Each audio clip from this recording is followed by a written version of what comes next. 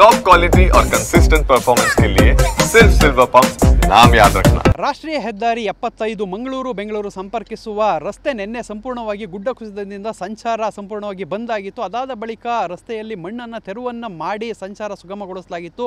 ಇವತ್ತು ಕೂಡ ಅಂತಹ ಪ್ರದೇಶಗಳಲ್ಲಿ ಅದೇ ಪ್ರದೇಶದಲ್ಲಿ ಕುಸಿಯುವ ಭೀತಿ ಎದುರಾಗಿರುವಂಥದ್ದು ಇಲ್ಲಿ ನೋಡ್ಬೋದಾಗಿದೆ.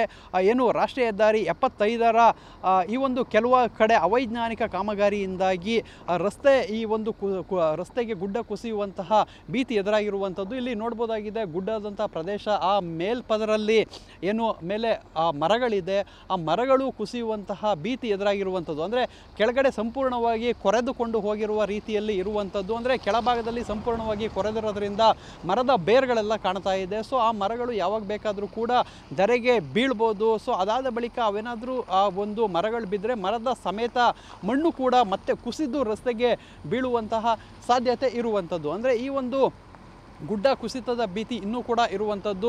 ಸೊ ಇಲ್ಲಿ ರಸ್ತೆಯನ್ನು ಆರಂಭಿಕ ಹಂತದಲ್ಲೇ ಇದನ್ನು ವೈಡನ್ ಮಾಡ್ಕೊಳ್ಳದೇ ಇರೋ ಕಾರಣ ಈ ರೀತಿ ಮಳೆಗಾಲದಲ್ಲಿ ಇಂತಹ ಸಮಸ್ಯೆಗಳು ಎದುರಾಗ್ತಾ ಇದೆ. ಸದ್ಯಕ್ಕೆ ಸಂಚಾರದಲ್ಲಿ ಯಾವುದೇ ರೀತಿ ತೊಂದರೆ ಆಗಿಲ್ಲ. ಮಂಗಳೂರು ಬೆಂಗಳೂರು ವಾಹನಗಳು ಎಲ್ಲವೂ ಕೂಡ ಓಡಾಡ್ತಾ ಇರುವಂಥದ್ದು, ಎಲ್ಲವೂ ಕೂಡ ಸಂಚಾರ ಸುಗಮ ಆಗಿದೆ. ಆದರೆ ಗುಡ್ಡ ಕುಸಿಯುವ ಭೀತಿ ಈ ಭಾಗದಲ್ಲಿ ಮಾತ್ರ ಅಲ್ಲ, ಏನು ಗುಂಡ್ಯ ಮತ್ತು ಗುಂಡ್ಯದಿಂದ ಬಿ ಸಿ ರೋಡ್ ಹೋಗುವಂತಹ ರಸ್ತೆಯಲ್ಲಿ ಸಾಕಷ್ಟು ಕೆಲವೊಂದು ಆಯಕಟ್ಟಿನ ಸ್ಥಳಗಳಲ್ಲಿ ಇದೇ ರೀತಿ ಅವೈಜ್ಞಾನಿಕ ಕಾಮಗಾರಿ ಆಗಿರೋದ್ರಿಂದ ಗುಡ್ಡ ಕುಸಿಯುವ ಭೀತಿ ಸಾಮಾನ್ಯವಾಗಿ ಎದುರಾಗಿರುವಂಥದ್ದು. ಇಂತಹ ಕಡೆ ಚಾಲಕರು ಜಾಗರೂಕರಾಗಿ ವಾಹನವನ್ನು ಚಲಾಯಿಸಬೇಕು. ಮತ್ತು ಜಿಲ್ಲಾಡಳಿತ ಇಂತಹ ಆಯಕಟ್ಟಿನ ಪ್ರದೇಶಗಳಲ್ಲಿ ಇನ್ನೂ ಕೂಡ ಕಟ್ಟುನಿಟ್ಟಾದ ಗಮನವನ್ನು ಹರಿಸಬೇಕಾಗುತ್ತೆ. ಮತ್ತು ರಾಷ್ಟ್ರೀಯ ಹೆದ್ದಾರಿ ಪ್ರಾಧಿಕಾರ ಇಲ್ಲೆಲ್ಲ ಅವೈಜ್ಞಾನಿಕ ಕಾಮಗಾರಿ ಆಗಿರುವಂತಹ ಕಡೆ ಭೇಟಿ ನೀಡಿ ಇಂತಹ ಸ್ಥಳಗಳನ್ನು ಗುರುತಿಸಿ ಅಲ್ಲಿಗೆ ತಕ್ಷಣ ಪರಿಹಾರ ಕ್ರಮಗಳನ್ನು ಕೂಡ ಕೈಗೊಳ್ಳಬೇಕಾಗುತ್ತೆ.